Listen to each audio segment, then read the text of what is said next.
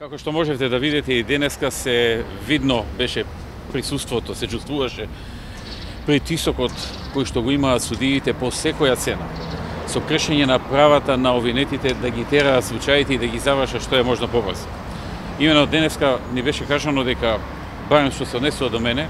дека ќе имам само еден ден, и тоа не цел, 3 часа во тој ден, да можам да прочитам десетици илјади страни што ги испратило СЈО, од кои што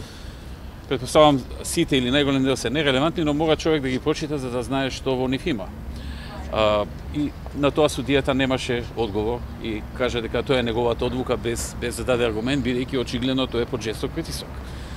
Жесток притисок да во овој период се зборува за овие случаи,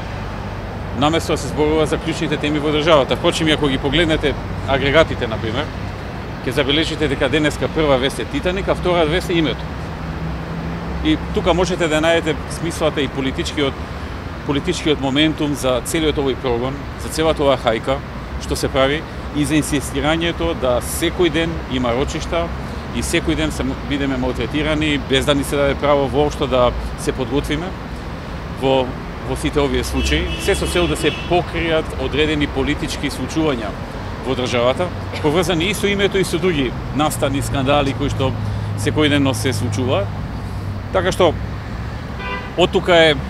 на иста линија и трендот на обвинување за се и се што кон мене. Ако можете да забележите, сега е модерно во тренд е за се и се што јас да бидам обвинет. Вчера забележав дека бев обвинет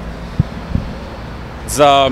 односно беше кажано дека не сум одговарал за конфликтот во 2001 година. Значи не се бара одговорност за некој што го направил конфликтот, туку јас не сум одговорал затоа што сум бил еден од членовите на владата. Или да речеме, тоа беше од Владимир Мирчев, ако не се лажам вчера, или да речеме имаше друго во некоја друга конотација ме спомнаа за она поетска книга за млади и таму најдоа некаква конотација дека најверојатно јас и за тоа сум виновен. И за други работи, значи дневно по 2-3 работи смислуваат некаква вина за да се збори за тоа, а да не се зборува за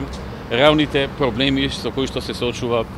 државата, реалните апсурди и грешки што секојдневно се случуваат на Македонија од страна на владата. И во тој контекст се и сите овие притисоци на судот да води едни брзи постапки со кршење на правата на сите нас и по секоја цена да бидат тие, дури кога е тоа апсурдно, дури кога немаат аргументи, да се водат едни брзи постапки.